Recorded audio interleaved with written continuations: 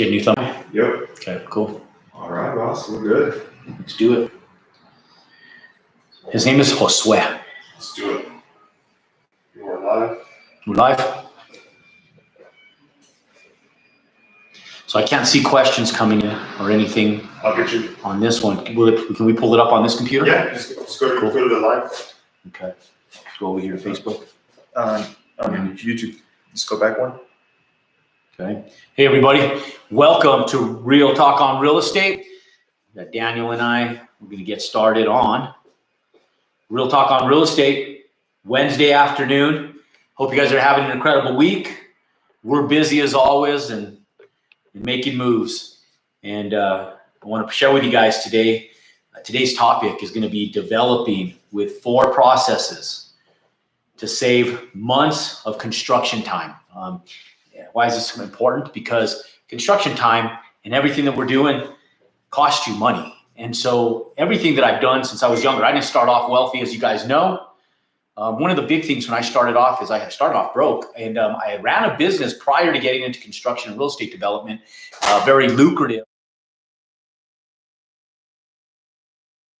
It wasn't overnight. I had about 3 years of really hard time getting my business off the ground, eating at continental breakfasts at different hotels just to be able to feed myself, making crock pots of beans and soup because it was inexpensive. And that's how I lived. I lived on people's couches for 2.5 years.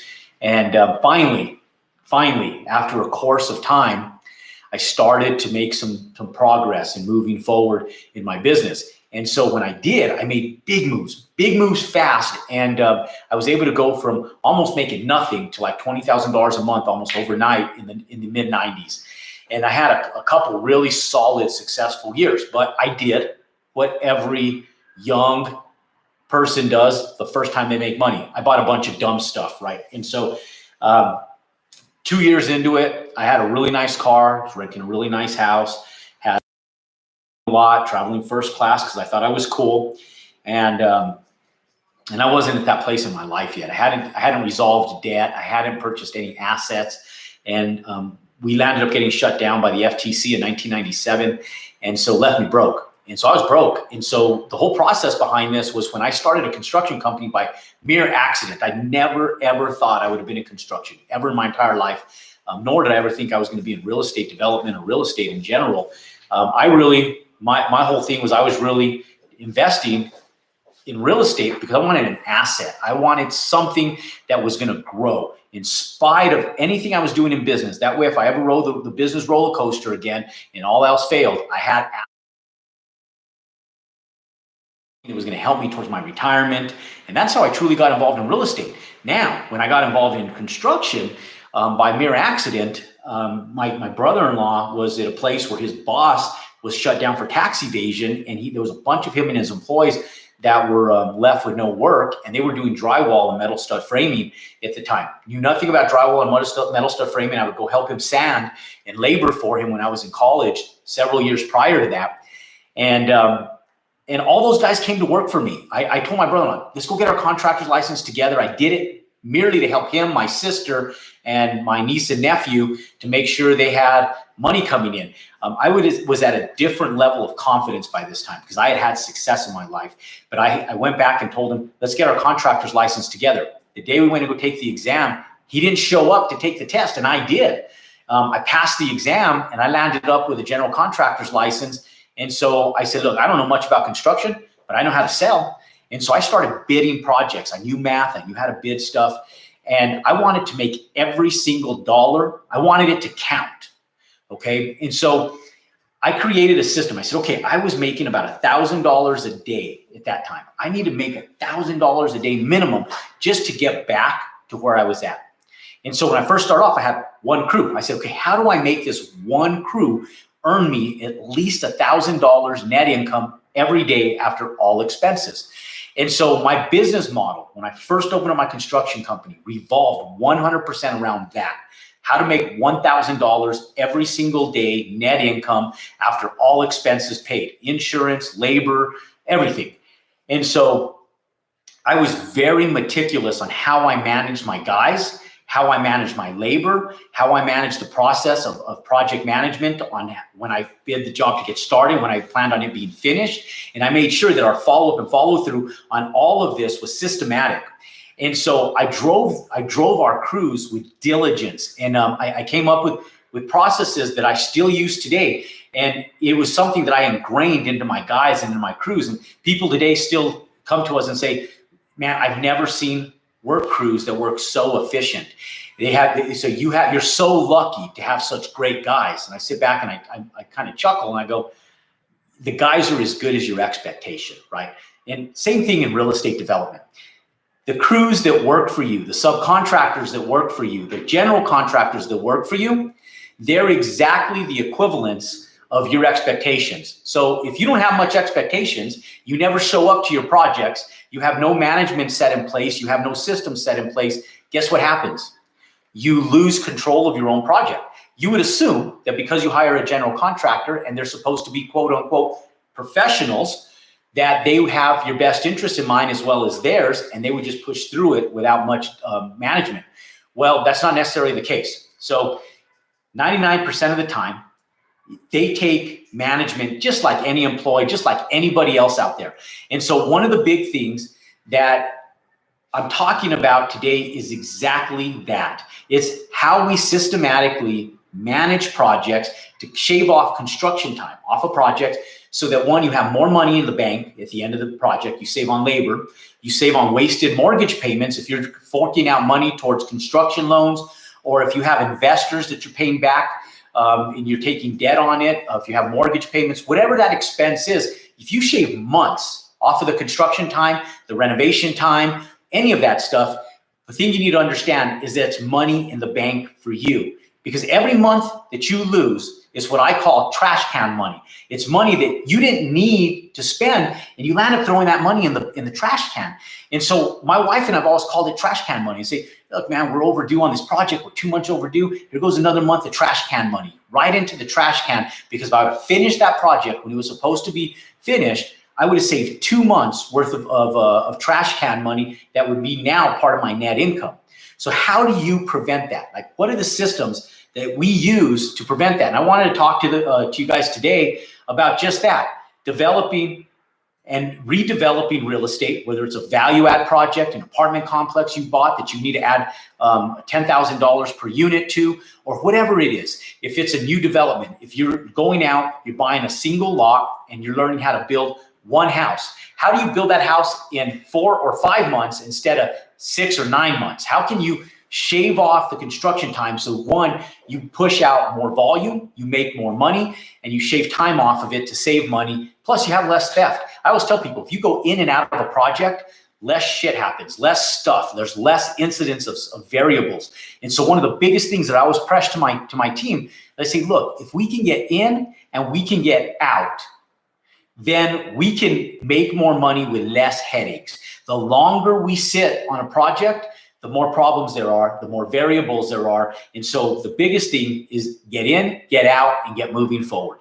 And that's the biggest thing. So first thing you need to do is you need to develop a business plan and project goals. Okay, how does that work? Okay, now I have a business plan before I even purchase the project. Before I even purchase the land, I have a business plan set in place. So take my Seattle project, for example.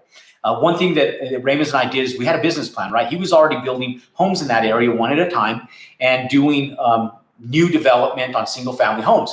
And so I said, okay, to make it worthwhile, my flight time, my trips down there, my time away from my family when I do have to go down there for 2 days, 3 days, I need to have volume. I need to make it worth my while. I need to make it worth his while so that we can make it lucrative, right? So I sit back and say, okay, we need multiple houses. What's that magical number? And so I sit back and I go, okay, what are you making on these right now? And so knowing that things are not running the way a professional long-term business would run with minimal liabilities, I said, okay, there's gonna be additional expenses. We're gonna have some costs for insurance and other stuff that we have. Let's figure out all these costs. Let's reverse engineer this. Let's figure out a business model that's gonna work and figure out what our actual profitability is gonna be and a business plan that supports that, okay? And so I write a business plan of how many lots I'm gonna need, how many houses we have to build, and in what time frame they have to be built in. Now, I call those parameters. Now, there is some realistic life circumstances that you have to consider. Like, for example, it takes 5 to 6 months to even get a permit. And so how do we start moving forward to the permitting process so that we can shave some of that time off? Well, we get the architecture work done quick. We minimize our inspection time on the houses that we're going to level, because who cares about the house we're going to level anyways, right? We typically rent them for a short time. And so that way we have cash flow coming in while we're offsetting the permitting time. But we get started and we start doing mass production of the same homes. We keep the floor plans similar, different so that they're more custom, but similar so that we can move quick through the architecture work, the hydrology, the grading and drainage, and all the required stuff that the municipalities need us to do in order to get permits. And then we start excavating. We go in for permits to start excavating the old houses, grading the old lots, but I have a business plan. And so I sit back and say, okay, we're gonna have permits in hand 7 months from now. So when we have 7, why don't we just permit 5 houses at the same time, 6 houses all at the same time, so we can just move them in turnkey automatically. Now, maybe we're still closing on another lot. So we put the business plan together. And then I say, okay, I get with the builder and I tell him, look, this is our goal. We need to build all 6 of these out at the exact same time. You know, maybe 2 weeks apart, maybe 30 days apart, so that subcontractors don't get overwhelmed. But this way we have a flowing system of real estate that's being developed and built all at the same time. Okay, so I have a process in mind, that I already have a business plan in mind, and now I have to set project goals. I say, okay, I need this project done by March of I need the first phase of this project done by March of 2022, and I need the second phase of this project done no later than August of 2022. Finished with this project by January of 2000. I have a year and a half to make this happen. How do I make it happen in that time frame? And then I sit back and say, okay, I get with the builder and say, we need to have 6 homes going on at a time, or 4 homes going on at each time, and we need a 30-day separation with all of that stuff. And so one of the big things is, 1, we have a business plan, and 2, not only do we have a business plan, but we have project goals, right? We know exactly where we need to be at a given time to be able to finish and complete any given project and each phase of that project. And so that's where most people fail right there. They just start moving through the process without setting realistic goals. And if you sit back and you don't have realistic goals and you have no deadline in mind, what's driving you? What's pushing you to finish it? And so when I set goals like that, I make sure that every single person knows what those are. And so the number 2 thing the number 2 process that I talk about is team alliance, right? So what an alliance is a group of people working cohesively together at the same common goal. Now, how do you make that happen? Because what happens is most people just hire subcontractors, but they're not working together on the same common goal. They're just working together. There's no common goal. The subcontractor has in mind what their goal is, where they need to finish it, and they start opening up a bunch of jobs. They never finish them if you don't have a team alliance set in place. So what makes what we work do so well is that we create a team alliance across every single project, where we have ongoing communications. We set those expectations. We're sending out emails. We're sending out follow-throughs to make sure that they understand when the next phase of subcontractors is going through. And then if they don't, we push over with the next subcontractor and we pile them on top of each other. And then they get mad. They call and say, hey, we've been giving you weeks and weeks advance notice. We talked about this in the pre-construction meeting. You're lagging. You're falling behind on us. We have to push forward. You have to get finished. You need your inspections and you need to finish. And so one of the biggest things that we do is we set expectations, and we make sure that those expectations are communicated across all of our team members, all of our subcontractors, all of our architects, all of our general contractors, everybody, realtors, everybody that's involved in the aspect of reselling this property or stabilizing a property, like rental properties and so forth, retail, multifamily, warehouse, doesn't matter what it is. We want to make sure that everybody that's involved in that entire process is in communication, first and foremost. Okay. Now, so you got to form that team alliance. You got to communicate with them. You have to convey those goals. You have to be able to sit down and say, this is what our expectations are. This is when we need to finish. This is when your part of the project starts. This is when your part of the project needs to end. And then if something changes where someone does lag on you, you run into a problem, it's as simple as communication, but you don't let them show up and then then it's not ready for them. And then you waste their time and your time. So you have to create a team alliance in respect for your project and in respect for your subcontractors and your general contractors' time as well. And then you give them realistic expectations as you get closer to that, to being ready for them, and your follow through has to be strong. So communication, your follow up with them, and your follow through, all super strong. Okay, now, number 3, pre-construction meetings. This sets expectations for everybody. Okay, now what a pre-construction meeting is where you convey the other 2 items to your contractors, to your realtors, to everybody that's going to be involved in this project. You want to convey to them your business plan, okay, what you're doing exactly, what the goal is, your business plan, what the end goal is, what the time frames are, and then you want to do, you want to be able to talk to them also about project goals, how you're going to keep it clean, how things need to be picked up every day, what your expectations are as far as managing that project. Because if you have a cleaner project side, if you have a more diligent team working together, then the whole project runs smoother and quicker. If you have a cluster of shit everywhere, which is what happens in a lot of projects that I go out to, is I just have materials piled on top of each other, nothing swept, garbage everywhere, shit just all over the place. It doesn't work that way. You cannot run a project smoothly if you have stuff like that, because what happens is that stuff has to get picked up, it has to get moved, and you're moving the same stuff 2, 3, 4 times through the project because you ordered things out of sequence, you have no project management details, and you have no project goals. So stuff just gets ordered, and there's stuff in the way, there's people in the way, and nothing ever gets done in line. So if you have a pre-construction meeting, you set expectations from day one, then you also start creating your team alliance. You tell everybody, hey, look, I know you guys have other projects going on, but as long as you're on my project, this is the stuff that needs to be done. These are our expectations. If you don't feel you can meet those expectations, let us know now.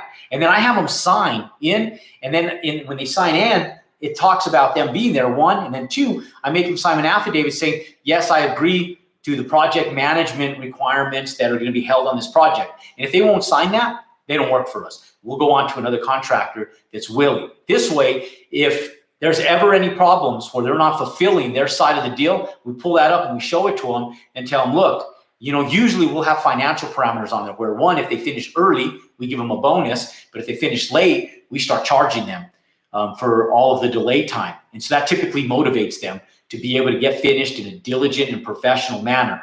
And so when we're creating that team alliance, these pre-construction meetings and setting expectations, not only for our project, but for them as well, helps everybody. And like I tell people, you might hate the process while you're going through it at first, but you'll thank us later because 1, you'll make more money, we'll make more money, everybody down the road makes more money, and in all honesty, you'll get better at what you do. You'll make people better at what they do if you have these pre-construction meetings and you set expectations for the entire project, but you have to follow through on those expectations. You can't just have a pre-construction meeting and then sit back and because it gets complicated to micromanage your expectations, you just say, you let it go out the window, and then everything else down the line just flows out like any other day, any other project.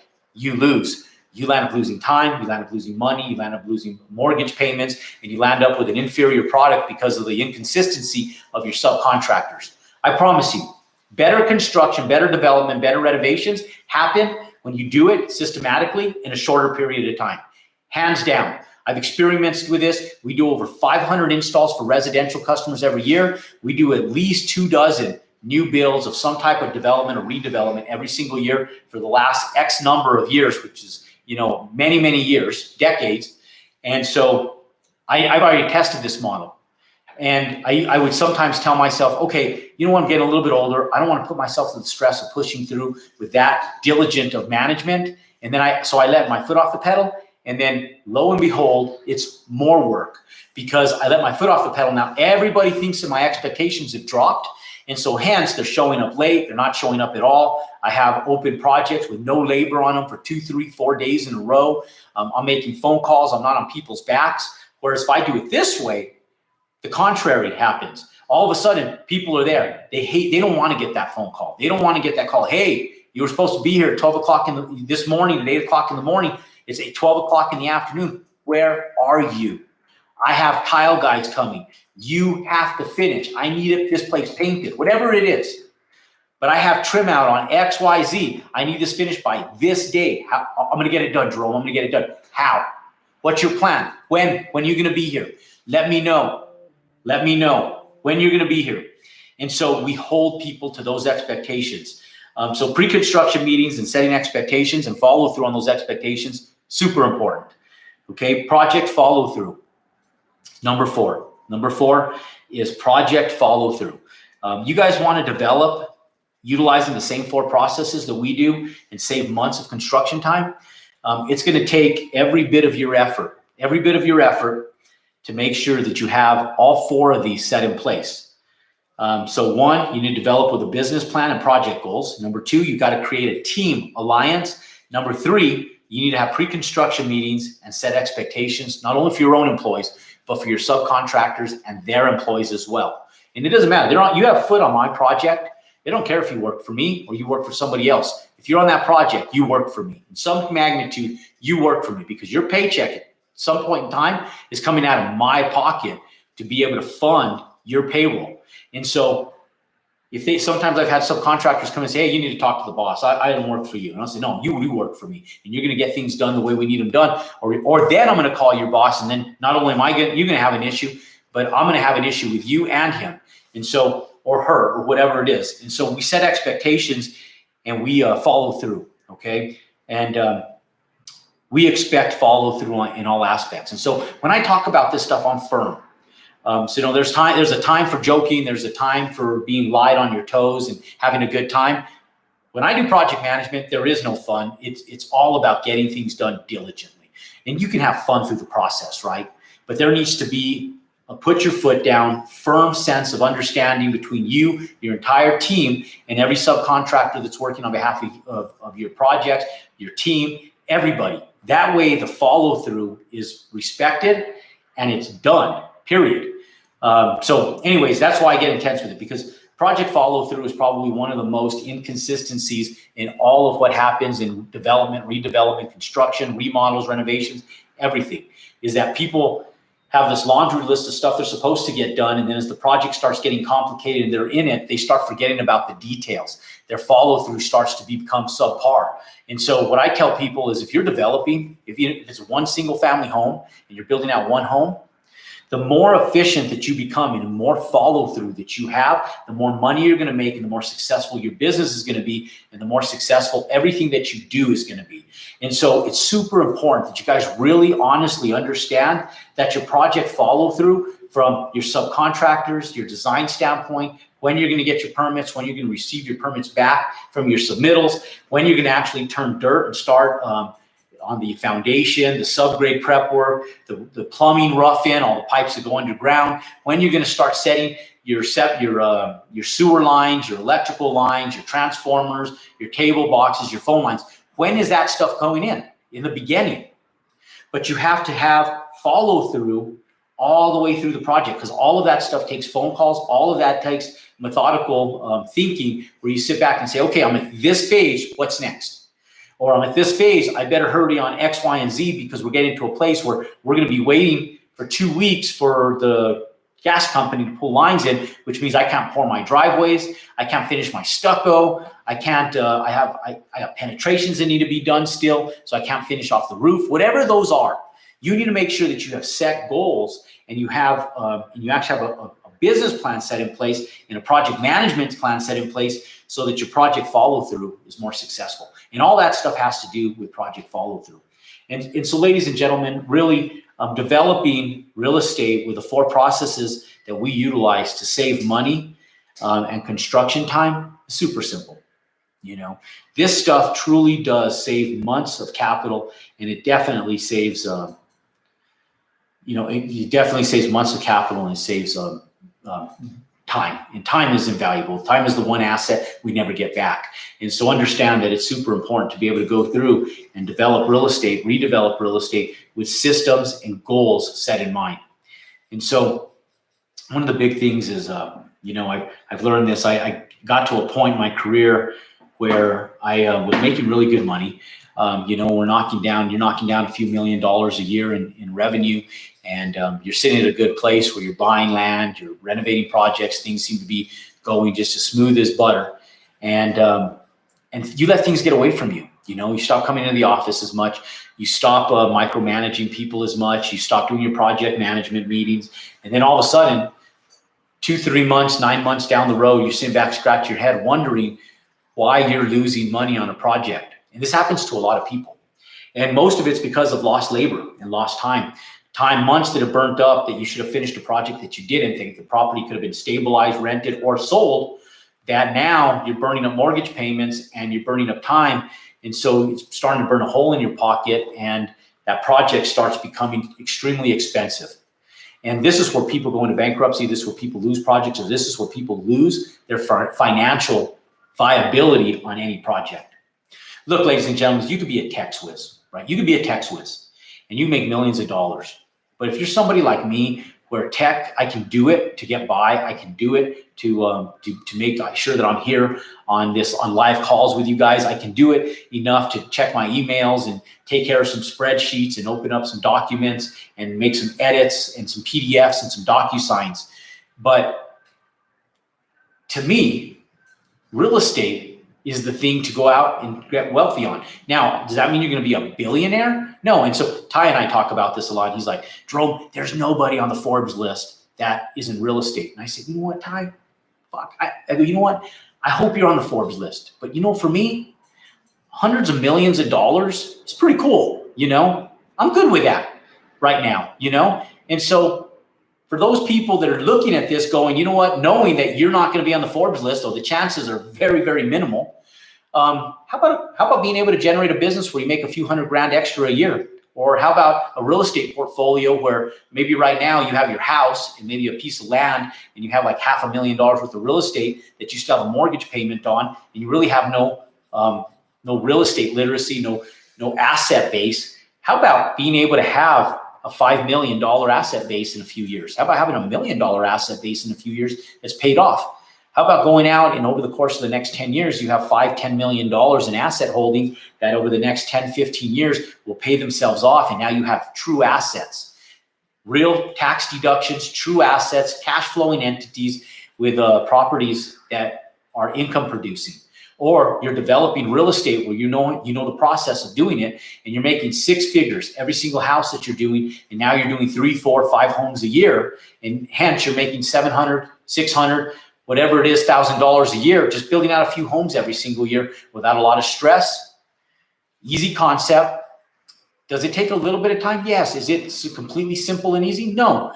But you know what? It takes you showing up, becoming educated in the process of building out lots and single family home developments. But the reality is that if you position yourself right, you exercise the 4 steps I'm talking about, it's going to make everything else that I'm talking about in relation to renovating, to building new, to developing, or to build a house, whatever that process is that you're interested in, whatever that asset class is, whether it's multifamily, retail, office, single family development, whatever it is, it's going to make it so much simpler if you implement these 4 steps. You project manage correctly, you create a team alliance, and you move forward in a positive way.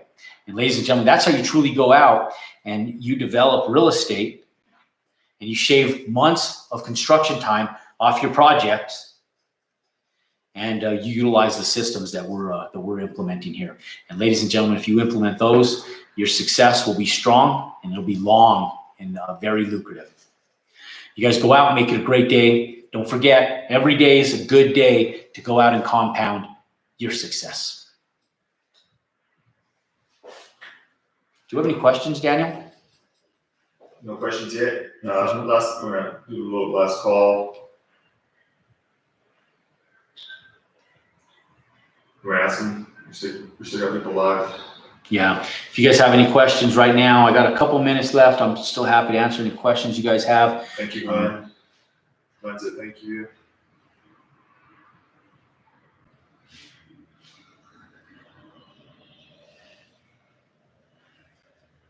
Cool. All right. Real good. And it. All right. Yep. Let's finish this up, and you guys go out and make it a great day.